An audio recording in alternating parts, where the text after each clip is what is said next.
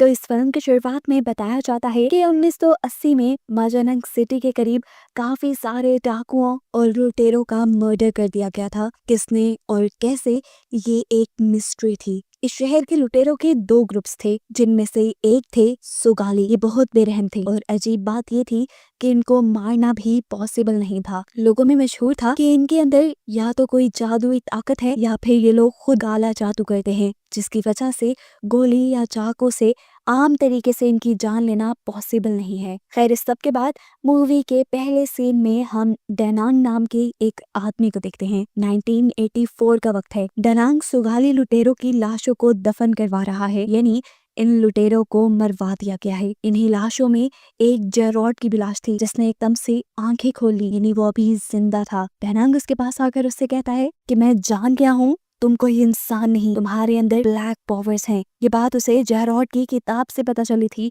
जो अब डेनांग के पास ही थी। जेरॉड जोर जोर से हंस रहा था। उसे देखकर गुस्से में डेनांग ने एक शार्प कटर उठाया उसे मारने के लिए। तो मरने से पहले जेरॉड ने इस गांव को कर्ज यानी श्राप दे दिया कि जब तक मेरा खून इस जमीन पर रहेगा या जब जब मेरा खून इस जमीन पर आएगा तो यहाँ पर मौत और तबाही आएगी। इसके बाद जेरॉड के साथ क्या हुआ वो नहीं दिखाया गया, बल्कि सालों बाद हम एक लड़की जिया को देखते हैं, जो अपने दोस्तों के साथ अपने गांव माजानंग वापस आ रही है, यानी उसी शहर में आ रही है जहाँ पर ये लुटेरे और जेरॉड वगैरह थे। इनकी बातों से हमें पता चलता है कि जिया की मॉम मर गई है और वो उनके फ्यूनरल के लिए यहाँ आ रही है। यहाँ आने का उसका खास मकसद एक ये भी था कि वो अपने डैड के पास के बारे में पता चलाए, जो और कोई नहीं बल्कि जेरॉड ही था। जिया के मैजानंग में एंटर करते ही यहाँ पर अजीब और गरीब चीजें देखने को मिलती हैं। मौसम एकदम से खराब हो जाता है और पूरे माजानंग पे काले बादल छा जाते हैं। ये असल में जेरॉड के दिए कर्ज की वजह से हुआ था। जिया जो उसका खून थी, जैसे ही वो माजानंग की जमीन पे आई तो कर्ज दोबारा से शुरू हो गया और यहाँ पर तबाही और मौत का सिलसिला अब शुरू हो जाएगा। जैसे ही डेनांग जिया को देखता है तो गुस्से से वो लाल पीला हो जाता है। यहाँ हमें मालूम होता है कि डेनांग और कोई नहीं बल्कि जिया के ग्रैंडपा हैं, नाना हैं, जिन्होंने खुद जेरॉड को मारा था। फ्यूनरल में आए लोग भी जिया को अजीबोगरीब नजरों से देख रहे थे। फ्यूनरल के बाद उसके नाना डेनांग उससे कहते हैं, जितना जल्दी हो सके इस जगह को छोड़कर चली जाओ, नहीं तो इस पूरे गांव की मौत की जिम्मेदार तुम खुद होगी। सीन कट होकर अब हमें डेनांग के एक साथी को दिखाया जाता है। वो गांव वाले से कह रहे थे कि जिया का यहाँ आना खतरे से खाली नहीं, जितना हो सके अपने आप को बचाने की कोशिश करना, रात को अपने घर के सारे दरवाजे बंद रखना और अगर दरवाजा कोई भी खड़काए तो मत खोलना। अगर तुम्हारी आंखों के सामने कुछ आ गया तो अपनी मौत के जिम्मेदार तुम खुद होगे। यहाँ जिया अपने दोस्त के साथ बैठी हुई थी। अचानक ऊपर वाले फ्लोर से एक बॉल उसके पास आती है, तो उस बॉल को देखते हुए वो अब ऊपर चली गई। ऊपर ये स्टोर रूम था, जहाँ पे एक संदूक पे ताला लगा हुआ था, जिसने जिया की अटेंशन अपनी तरफ खींच ली। इससे पहले कि जिया इसे खोल लेती और कुछ देख लेती, यहाँ पर डेनांग आ जाते हैं और गुस्से में उसे कहते हैं, जल्दी अपना सामान पैक करो, रात होने से पहले पहले मैं तुम्हें टाउन में छोड़ आऊंगा। अब ये चीज जिया के दोस्त को भी अजीब लग रही थी कि उसके दादा ही उसे यहाँ से निकालने की कोशिश कर रहे हैं। वो उससे कहता है, शायद इसके पीछे के रीजन तुम्हारे डैड हो। जिया को उसकी बात पे यकीन नहीं आया। जिया को लगता था कि जरूर कहानी कुछ और है इस सब के पीछे, और यही तो जिया को पता करनी थी। जिया बताती है कि कभी भी मेरे ग्रैंडपा यानी डेनांग ने मुझे यहाँ आने नहीं दिया। वो कहते थे, अगर तुम यहाँ आई तो यहाँ के लोग मर जाएंगे। देखो, मेरे यहाँ आने से लोगों के मरने का क्या ताल्लुक। इनकी इन्हीं बातों के दौरान डेनांग आकर इन्हें यहाँ से ले जाते हैं।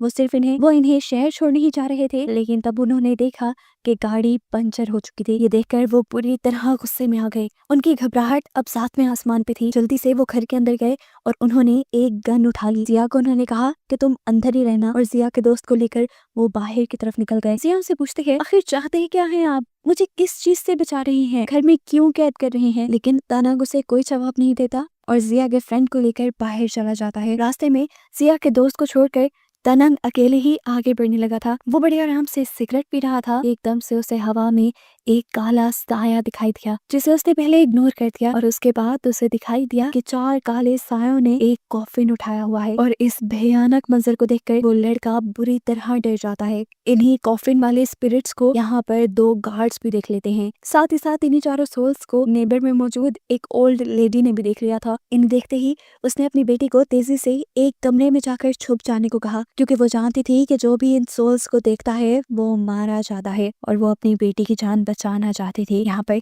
एक चीज हमें ये भी पता चली कि ये लड़की यानी उस आंटी की बेटी जिया की दोस्त भी थी। ये सोल्स सबसे पहले अपनी पावर्स से इस आंटी को मार देती हैं और उसके बाद वो दोनों गार्ड्स जिन्होंने उन सोल्स को देख लिया था वो दोनों भी मारे जाते हैं। और अब इससे पहले कि ये सोल्स यहाँ पर जिया के दोस्त को भी मार देते, ठीक वक्त पर जिया यहाँ आ जाती है। जिया के दोस्त ने घबराते हुए बताया कि उसने यहाँ पर सोल्स देखी थी, लेकिन जिया ने उसकी बातों पर यकीन नहीं किया और कहा जरूर ग्रैंडपा ने ही तुम्हें ऐसा कुछ सिखाया होगा। अभी वो यही कह रही थी कि तभी उसने देखा उसके दोस्त का मुंह सूजने लगा था। वो अपने गले पे ऐसे हाथ रखे हुए था जैसे वो अपने आप को किसी फंदे से बचा रहा हो और उसके पांव भी जमीन से उठ गए थे। ऐसा लग रहा था जैसे कोई उसका गला घोटने की कोशिश कर रहा है। ठीक वक्त पर डैनंग यहाँ आ जाते हैं और जल्दी से एक शीशा लाकर देखते हैं। उसके पीछे वही 4 सोल्स थी जो उन्हें आम आंखों से तो नजर नहीं आई, लेकिन शीशे में नजर आ गई।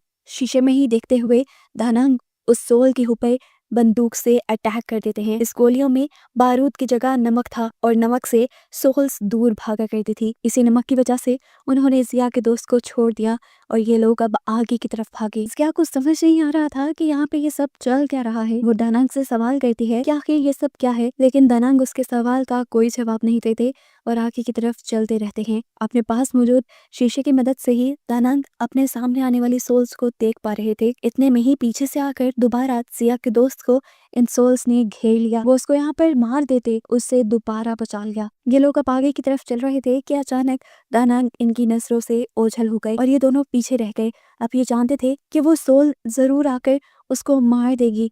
जल्दी जल्दी में जिया उसे लेकर अपनी दोस्त के घर छुप गई। जिसकी मॉम ने भी उन सोल्स को देख लिया था और उन सोल्स ने उसकी मॉम को मार दिया। अंदर जाने पर इन्हें वहां कोई नजर नहीं आया सिवाय उसकी मरी हुई मॉम के। उसे देखकर ये दोनों ही डर गए। जिया के दोस्त ने कैबिन खड़काकर उसे अपनी तरफ बुलाने की भी कोशिश की, लेकिन जिया को आवाज सुनाई नहीं दी और ये लोग वापस बाहर आ गए। और इस मर्तबा बाहर आने पर जिया के दोस्त को दूर से आती एक कार दिखाई दी। वो खुशी खुशी तेजी से उस कार की तरफ बढ़ा, लेकिन पता चला कि वो कोई कार नहीं थी बल्कि यही सोल्स थी जिन्होंने कॉफिन पकड़ा हुआ था। और वो इस मर्तबा किसी चीज का लिहाज नहीं करते और जिया के दोस्त को पकड़कर मार देते हैं, जो देखकर जिया बहुत ज्यादा दुखी हो जाती है। यहाँ पर हम देखते हैं कि दानंग अब उस आदमी के पास आया था जो पूरे गांव वालों को संभल के रहने का कह रहे थे। उन्होंने यहाँ पर आकर इस आदमी से कुछ नमक वाली गोलियां मांगी और एक तावीज मांगा जिससे वो उन सोल से बच सकते थे। वो आदमी अब दानंग से पूछता है आप करना क्या चाह रहे हैं। तब दानंग ने बताया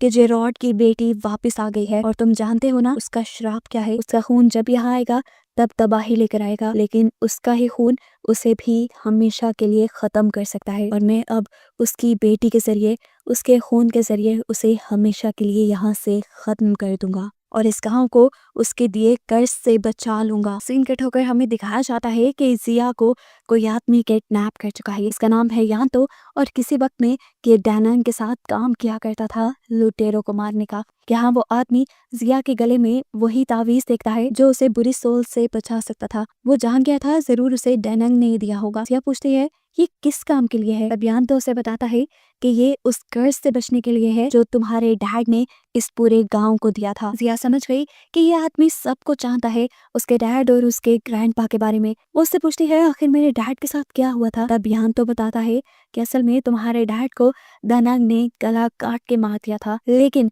जेरॉड के जिस्म के हिस्से अलग अलग होने के बावजूद भी जेरॉड आज तक जिंदा है क्योंकि वो कभी मर नहीं सकता। उसके अंदर ब्लैक पावर्स हैं। ये बात सारे जानते थे कि जेरॉड को कोई मार नहीं सकता, फिर भी दानंग ने उसका गला काट दिया और इसके पहले ही तुम्हारे डैड ने इस पूरे गांव को श्राप दे दिया कि जब तक उसका खून यहाँ पर है या जब जब उसका खून यहाँ पर आएगा तो इस जगह पर मौत और तबाही आएगी। और क्योंकि तुम जेरॉड का खून हो इसलिए तुम जिस दिन से यहाँ आए हो उस दिन से मरे हुए सारे सुगाली लुटेरे उनकी सोल्स जिंदा होकर बाहर निकल आई है और जो कोई भी उन सोल्स को देख लेता है वो सोल्स उन्हें जान से मार देती हैं। ये बात सुनते ही जिया का दिल दहल जाता है और उसे याद आता है वो वक्त जैसे ही उसने गांव में कदम रखा था तो पूरे गांव में काले बादल छा गए थे। सीन कट होकर यहाँ पर उस आदमी को दिखाया जाता है जिससे दानंग वो नमक वाली गोलियां और तावीज ले गया था। उसकी वाइफ अब उसके ऊपर गुस्सा हो रही थी कि क्या जरूरत थी तुम्हें वो तावीज दानंग को देने की, हमारे पास भी एक ही तावीज था, अब हम उनसे कैसे बचेंगे।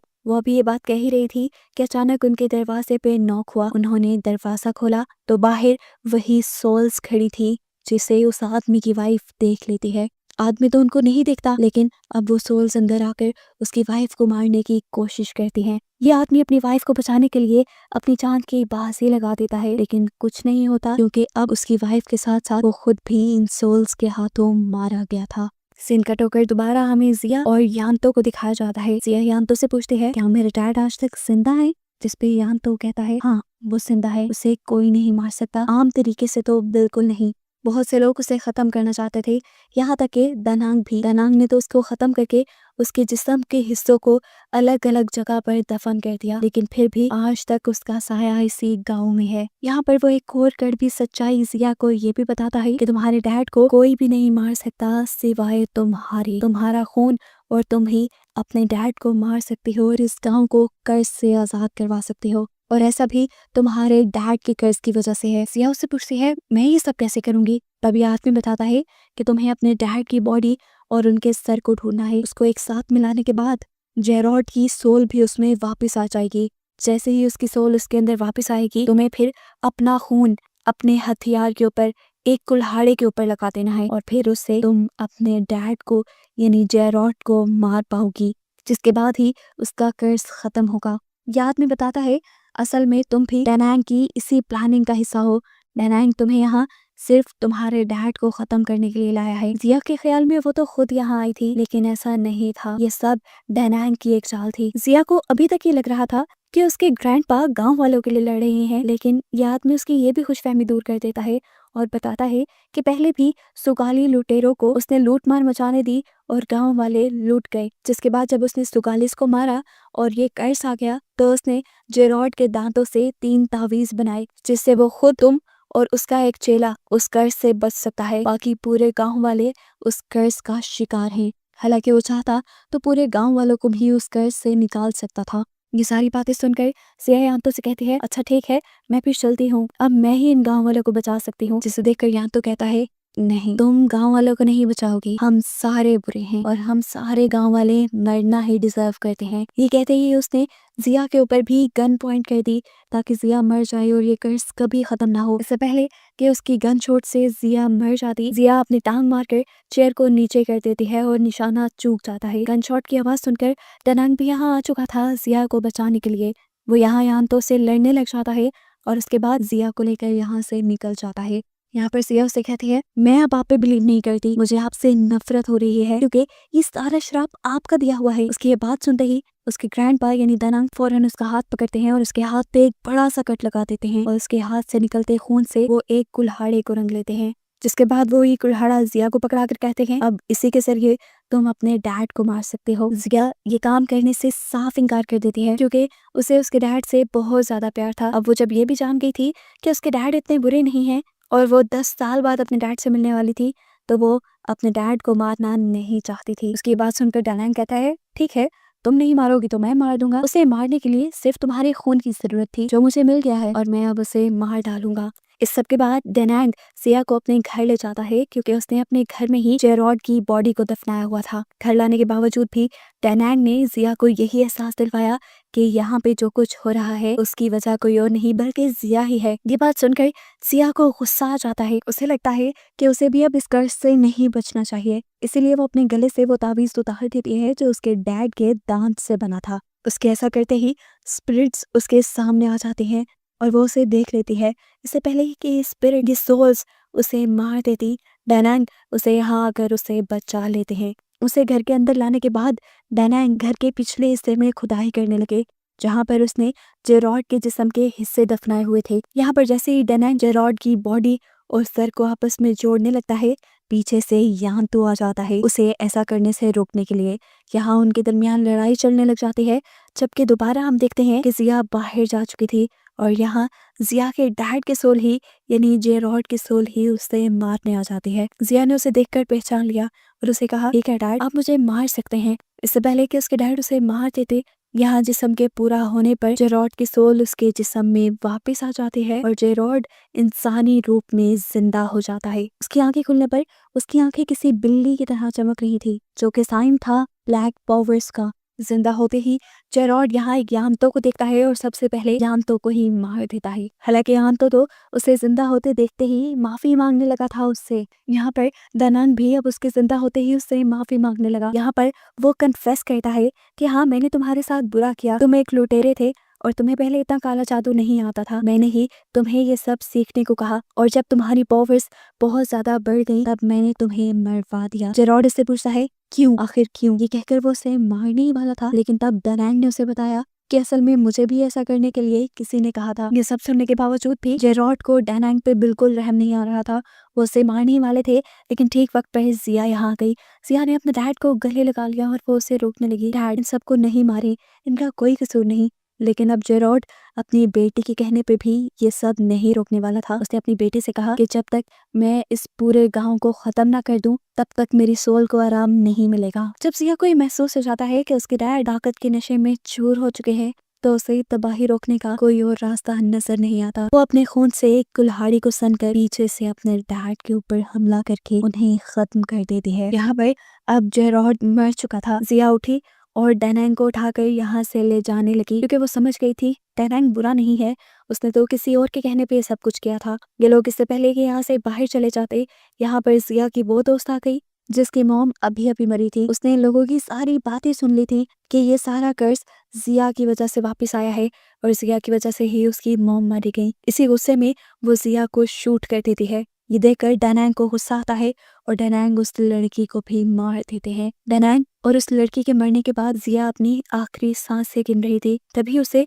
अपने दिमाग में कोई ख्याल आया और उसने वो कुल्हाड़ा यहाँ से उठाया जिससे उसने अपने डैड का कत्ल किया था और उस कुल्हाड़े को उसने अपने अंदर स्टैब कर दिया, जिसके बाद साफ मतलब था कि जिया को मर ही जाना चाहिए था। लेकिन फिल्म के पोस्ट क्रेडिट सीन में हम जिया को सड़क पे चलते हुए देखते हैं। उसके जख्म खुद ब खुद हील हो रहे हैं और वो मरने के बजाय ठीक हो रही है, जिसका साफ मतलब था कि उसके डैड के खून से उसके डैड की सारी पावर्स अब उसके अंदर आ चुकी थी। उन्हीं पावर्स की वजह से जिया अब जिंदा हो गई थी और ठीक हो रही थी और साथ ही इस गांव का कर्ज भी खत्म हो गया था। और बस यही दिखाते हुए ये कहानी यहाँ खत्म हो जाती है। लेकिन मूवी के खत्म होने के बाद भी हमें एक सीन दिखाया जाता है जिसमें एक अननोन आदमी आकर जेरॉड की लाश को वहां से ले जाता है। उसकी बातों से ऐसा लग रहा था कि वो काफी सालों से जेरॉड की लाश को ढूंढ रहा है और शायद यही वो आदमी है जिसने दानांग से ये सारे काम करवाए थे।